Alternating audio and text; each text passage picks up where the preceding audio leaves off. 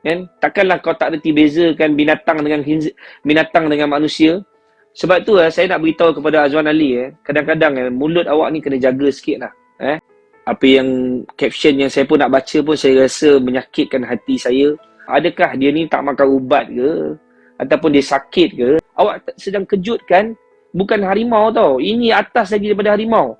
Jadi jangan cari pasal lah. Jangan cari pasal. Terkejut dengan tindakan Azwan Ali yang menghinanya, Yusof Azmi bagi kata-kata ini kepada pelakon itu. Hari ini memang kita marah lah. Marah di mana yang kita anggap dia adalah seorang penghibur lah. Saya menganggap dia sebagai seorang penghibur yang kita sewaktu zaman-zaman remaja kita lihat dia di kacamata televisyen. Dan kita tahu banyak kisah hidup dia, perhijrahan hidup setelah menunaikan umrah dan sebagainya. Kita rasa sudah pasti setiap manusia ni dia ada melakukan khilaf dalam ucapan dia, dalam lafaz dia, dalam perbuatan dia, hidup dia. Tetapi yang saya jadi macam terkejut pada hari ini, saya disampaikan oleh sahabat saya, Ayanda Sheikh Tun, dan juga ramai lagi sahabat-sahabat kawan-kawan kita, ahli jemaah kita, orang yang datang daripada dunia kenakalan, dunia kebaikan. Kita ada dua dunia. Kita ada jalan putih, kita ada jalan hitam. Jadi dua-dua ini menghantarkan kepada kita penyebaran satu berkenaan dengan satu posting yang dibuat oleh saya kira dia Azwan Ali lah, tentang apa yang caption yang saya pun nak baca pun saya rasa menyakitkan hati saya. Menyedihkan dan menyakitkan hati. Merenyut tipikal nasty, hantar gambar khinzir, lepas tu bayi toyok, gelupuh ke bulu nak makan open house ke, siap berpeluk sakan, sedang COVID-19 still menggila, gitu puih. Lepas tu tulisan yang saya nak sebut pun saya malu kerana dia melibatkan semua ibu dekat dalam negara dunia. Lepas tu bodoh macam kau, dia kata. Sebenarnya tak salah kalau nak kritik, tak salah kalau nak menyatakan pendirian masing-masing. Semua orang ada mulut, semua boleh berhujah, semua boleh menasihati, semua boleh cakap apa dia nak cakap dalam hidup. Tetapi hati-hatilah dengan mulut awak ni, yang saya kira mungkin orang lain tak nak tegur awak. Tapi sebenarnya saya tak nak buat video, sebenarnya saya nak jumpa. Saya nak tanya dengan dia, adakah tak reti bezakan kami ni binatang dengan manusia? Adakah kami ni terlihat seperti binatang dan tak terlihat seperti manusia? Dan satu-satunya haiwan yang diharamkan dalam Islam, khinzir itu dimakan oleh umat Islam, melainkan darurat yang terlalu darurat, hanya dibenarkan, itu juga digunakan untuk menyatakan kepada kita, dilemparkan kepada kita. Saya rasa satu benda yang tak masuk akal. Sebenarnya kalau tak jumpa, kita tak kena penampar pun kira baguslah. Sebab kalau saya pun tak tahulah, ramai orang dah sahabat saya pun begitu geram. Tolong jaga kata-kata awak bila berhujah. Ni kenapa awak ni dah macam tak reti nak berhujah dengan kata-kata yang baik. Sebenarnya tak ada masalah awak nak kritik kita, boleh. Tapi awak panggil sahabat saya, awak gelarkan sahabat saya ni khinzir. Awak apa benda yang awak tahu tak kenapa kami berperlukan ni? Saya nak beritahu. Saya baru balik daripada umrah. Saya baru balik daripada Tanah Suci. Saya baru balik pada Yaman. Sahabat saya rindu kepada saya dan saya sangat merindui sahabat saya. Ketika kami berada di luar negara, kami sentiasa berhubung, kami sentiasa berteks. Saya tak sabar nak jumpa sahabat saya. Dia buat pada majlis yang kali pertama pada 15 hari bulan. Saya tak dapat hadir kerana saya telah terbang pada 11 Mei 2022 kerana saya hantar anak saya. Jadi bila saya balik itu dia nak sangat saya hadir, jadi saya datang. Bila saya datang kita rindu. Sahabat merindui sahabat. Bila kita datang kita berpelukan. Dan saya dah pun COVID test dan sebagainya. Kita bukan tak buat test. Bila kita balik kita ada SOP yang ditetapkan oleh negara kita. Bila kita balik kita tahu kita tidak ada jangkitan, kita tidak ada simptom, maka kita datang ke majlis, kita berjumpa dengan sahabat kita kerana rindu, kerana kerinduan. Bila kita jumpa kita berpelukan. Bila kita peluk, sudah pasti kalau anda sebagai orang Islam tahu energi yang baik berjumpa dengan energi yang baik, maka bertukar energi, bermaksudnya akan menambahkan kesihatan. Ini boleh rujuk dengan para doktor pakar. Jadi sebab itu saya rasa, bila awak nak komen, awak nak kritik, awak kena tengoklah apa yang awak nak kritik. Lepas tu awak cakap kita ke Bulok nak makan ke rumah open house. Tahu tak, kalau kita datang ke majlis orang-orang baik, orang-orang soleh buat, kalau orang yang duduk dekat dengan para ulama, Imam Syafi'i kata apa? Makanlah berlebihan. Kerana apa? Bila kita makan itu, barakah ada pada makanan itu. Ketika Imam Syafi'i datang ke rumah Imam Hanbal, bila makan, kerana apa? Kerana makan berlebihan, kerana dia nak makan makanan yang ada barakah. Sebab itu kita datang ke dalam majlis. So, kita tahu dalam majlis itu ramai orang yang datang. Pastinya datang tu dari kalangan orang-orang baik yang dihadiri oleh dalam majlis Cekton ni. Ramai kawan budak-budak yang datang daripada dunia kenakalan berhijrah, yang sekarang duduk dalam keadaan iman yang tinggi dan sebagainya. Jadi kita duduk dalam majlis tu, kita makan makanan itu, barakahnya sampai. Jadi sebab itu, di situ juga adanya majlis ilmu.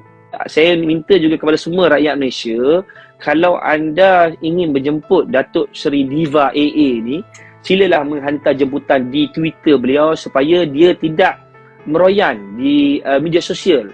Dia tidak meroyan di Facebook, di Twitter, di TikTok dan sebagainya. Kerana ini mengganggu ketenteraman awam. Kerana apa? Kerana adanya orang mempunyai simptom-simptom yang lebih dahsyat daripada COVID.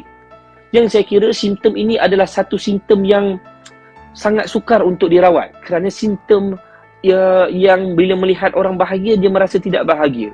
Bila melihat orang itu gembira, dia merasa tidak gembira. Jadi simptom-simptom ini perlu diubati. Bila awak masuk ke sarang tebuan, awak bukan masuk ke dalam sarang tebuan saya tau. Awak masuk ke dalam sarang tebuan yang orang yang dulu ini nakal, yang awak sebut-sebut tu nakal, sekarang ni dah berhijrah, dia buat banyak majlis ilmu, dia himpunkan para alim ulama.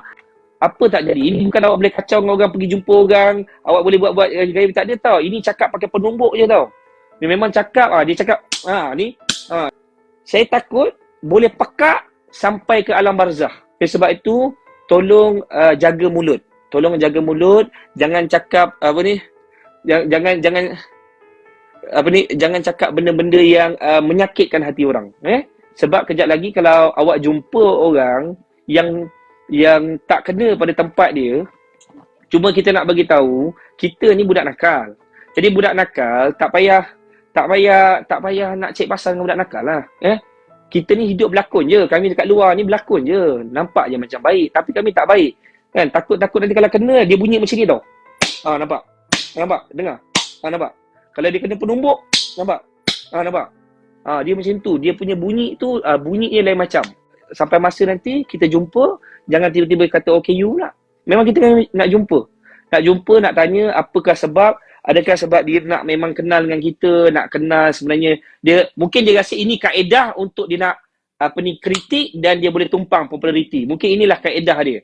Tapi kalau ini kaedah, ini bukan kaedah dia. Sebab kalau awak nak kenal dengan kita, nak kawan dengan kita ni suka bermuzakarah, kami ni suka duduk, kami suka melayani tetamu dengan baik, kami suka dengan cara-cara yang macam tu. Tapi jangan pergi kritik, cakap kawan sahabat saya khinzir, jangan cakap orang yang berpelukan ni kebuluh nak makan dan sebagainya ni semua.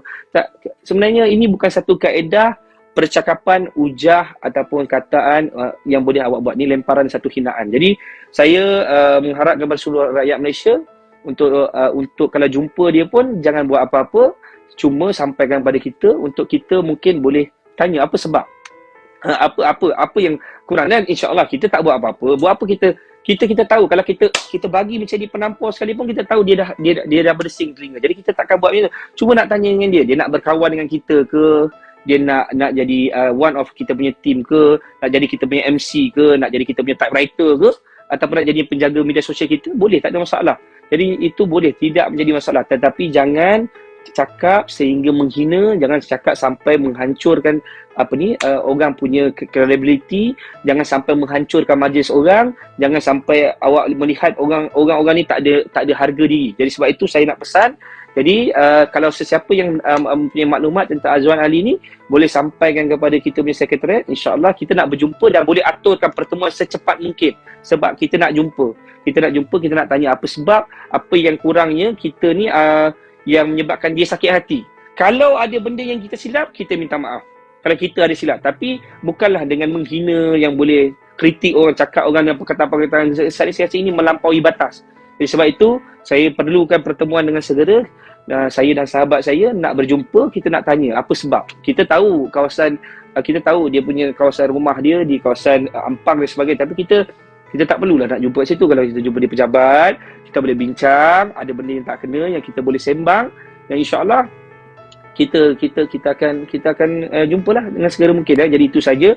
Saya juga rasa sedih kerana ini bulan di akhir bulan Aidilfitri ni, di akhir hari raya ni, kita sepatutnya bersilaturahim, bersahabat, kita berkawan. Yang terputus silaturahim menyatukan silaturahim, yang terputus persahabatan disatukan persahabatan, yang terpisah ahli keluarganya disatukan ahli keluarga. Kalau ada yang anak dan ibunya kurangnya berkasih sayang, mula berkasih sayang. Sebenarnya bulan raya Aidilfitri ni adalah di mana bulan adalah untuk menyatukan silaturahim. Kita tahu kalau orang yang memutuskan silaturahim ni bukanlah syurga, tempatnya neraka azab ni.